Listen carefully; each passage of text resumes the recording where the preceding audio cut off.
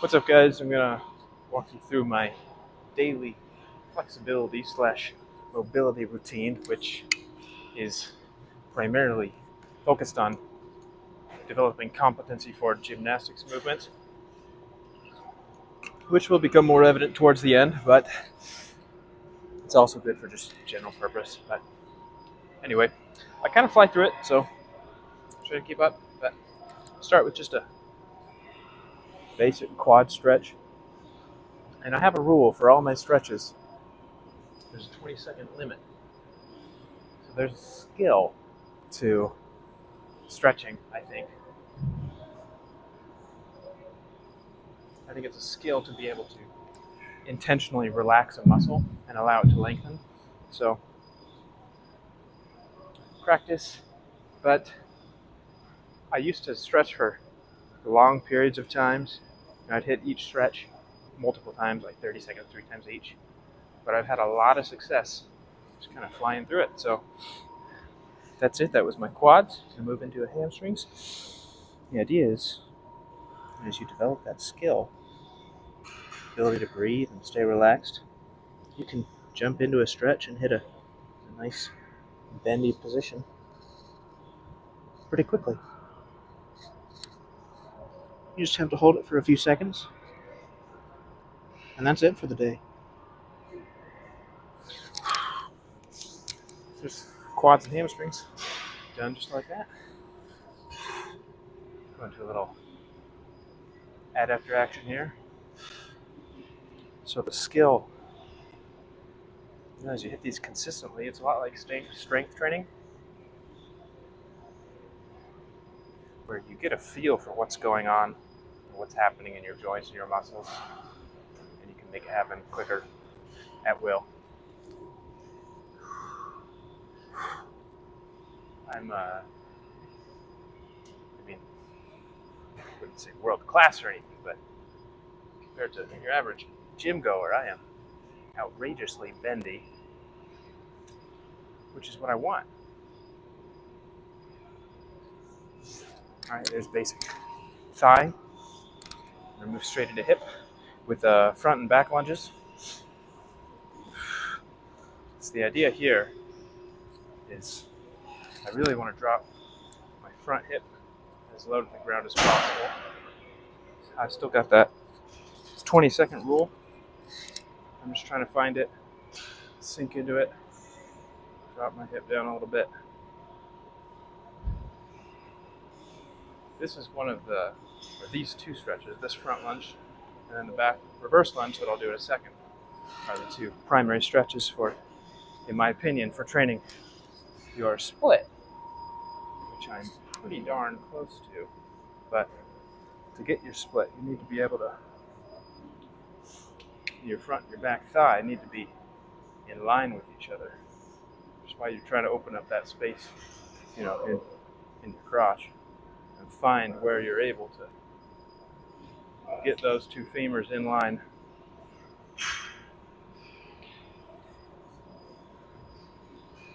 But maybe if you're new to stretching, maybe you should spend more time doing it. But I'm reaching, the limit of my range of motion within just a few seconds. So that was the front lunge. For the reverse lunge, I start with the calf actually. So I'm not doing the hamstring yet. I'm pulling the calf back. Same idea. You just kind of approach your limit. Stay there. 5-10 seconds. You're good. Then I extend the ankle, and then I wiggle into the hamstring portion. A lot of people like to sit back for this one. I think it makes them feel more flexible, but it actually makes it easier because it allows your hips to roll forward more.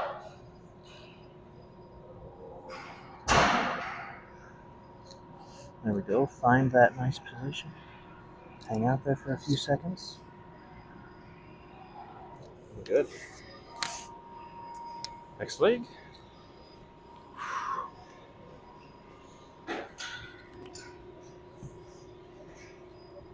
Yeah, so this whole routine used to be like 30, 40 minutes, but I've really compressed it, and I think it's actually helping me make faster progress.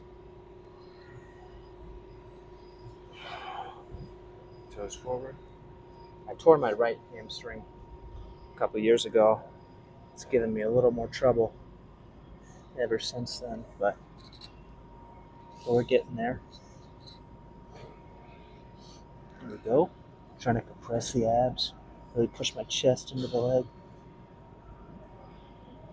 There it is, and I always get a lower ab cramp on this side. There it is. Hold it for just a second, and I better let that ab relax. There it is. Nice. Okay, that's kind of phase one of my stretching. Hit most of them. Then I'm going to jump into some more shoulder and spine stuff.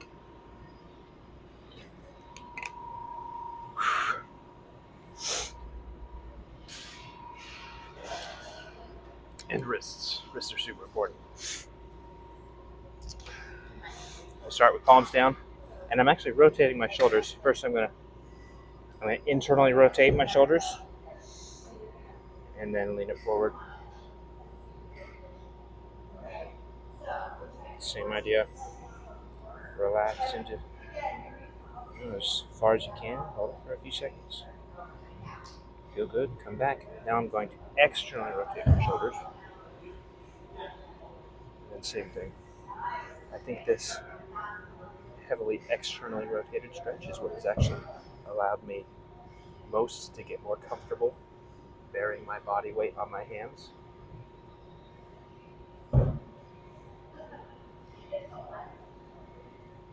That's it. Flip the hands over.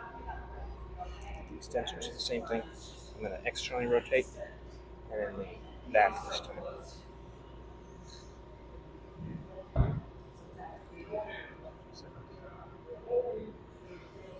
Come back forward.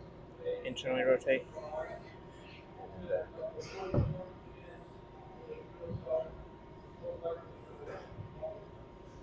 Nice. All right, now for some scapular and thoracic action. You can use a wall for this too. You can just put your hands on the wall or whatever you've got going on. But reaching and elevating my scapulae as much as I can. Trying to extend my thorax a bit. And then I like to kind of practice close lock and depress and elevate my scapula, which means just a shoulder shrug basically. Getting comfortable in this overhead position. Then I'm going to do something kind of like a child's pose. I'm supinating my arms and externally rotating my, what's it called? My humerus. That's the one. As much as I can. Well, my shoulder. Externally rotating my shoulder. But the humerus is what moves. Anyway. And I'm leaning back at the same time to kind of stretch out my lats. Pulling your hands back will allow you to sit back further and extend your torso more. So I'm going to find that sweet spot. Just playing around a little bit. And I'm going to jump into a seal stretch. I find I can go back farther if my legs are split, but I think for what I'm trying to accomplish, I need to be able to do the bend backwards with my legs together. So I'm going to keep them a little closer.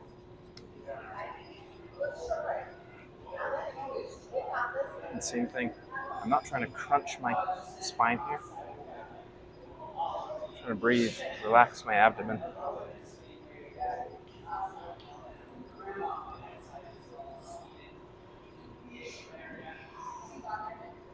I'm going to spend a little longer on this one.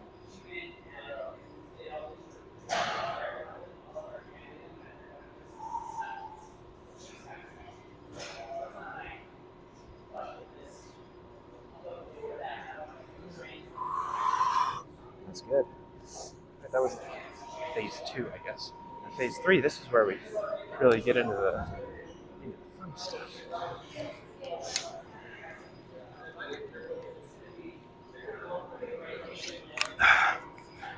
I'm going to wipe down this mat real quick.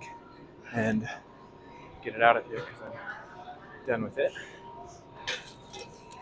I want to stay in the same spot for the camera, so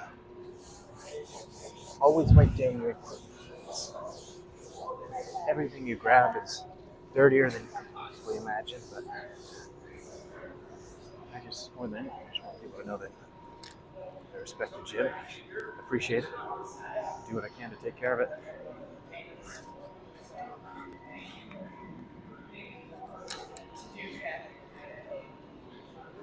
All right, time for the fun stuff. You guys ready?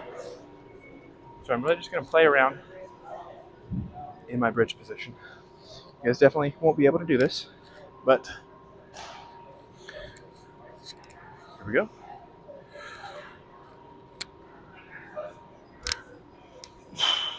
Ooh, it's a little scary. Once I get here, I'm just going to walk around. I'm going to practice moving forward and backward on my hands. I'm trying to feel my elbows, feel my shoulders. Get comfortable here.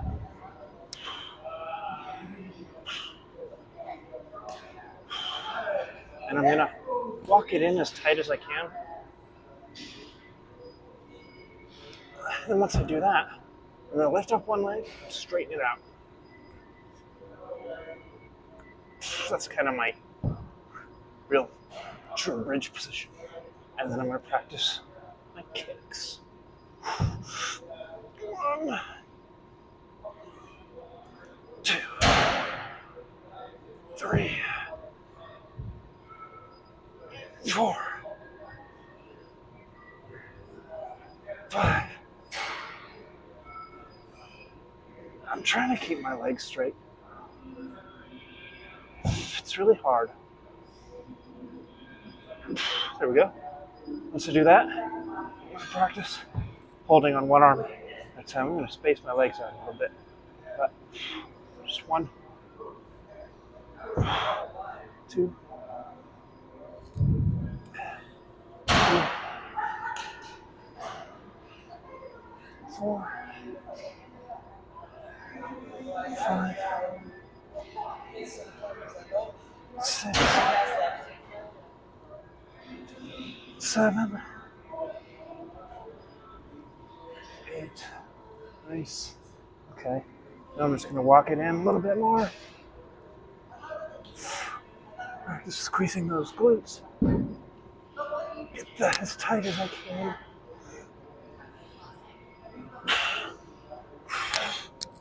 And easy down. Now my head is just rushed with blood. Whew. That's phase 3. There's definitely a strength component to that, all through your spine. Whew. Phase 4 and the final phase is more of a cool down. There's definitely a little bit of an intensity to that. But last thing I'm gonna do is just, well, 2 things. First, I'm gonna decompress. We're just gonna grab this bar up here. First, I'm gonna use a pronated grip, and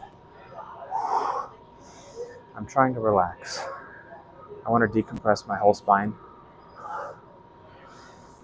I'm trying to relax my abdomen and let the weight of my legs pull my spine apart.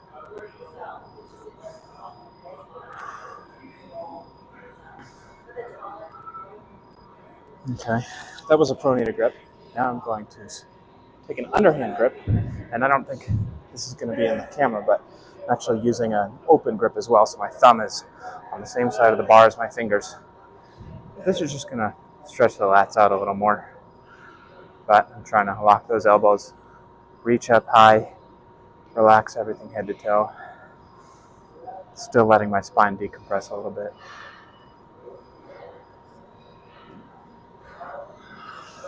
Once I'm done with that, I don't want to put a bunch of weight real quick on my spine after I decompress this, so I pat myself down pretty easy.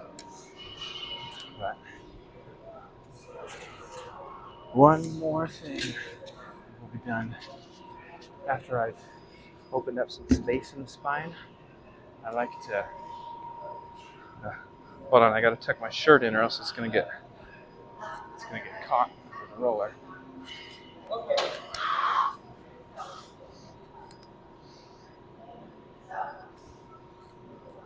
Ooh, excuse me. Just kidding. Okay. The last thing I'm gonna do is after I've made some space in my spine, I'm gonna use the roller really to just push all those vertebrae into more extension than they typically see. You might get a few pops. Actually, you should get a few pops.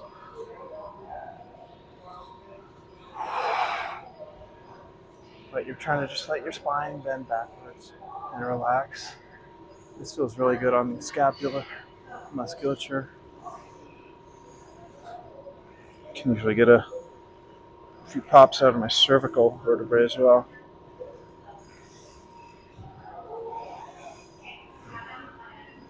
But this isn't really for the muscles, even though it feels nice. It's just to help bend that spine. There's kind of a skill to moving your scapula and your arms around. But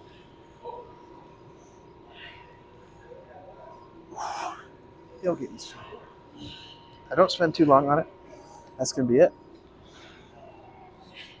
Now I'm going to go wash my hands, head out, and drink a ton of water.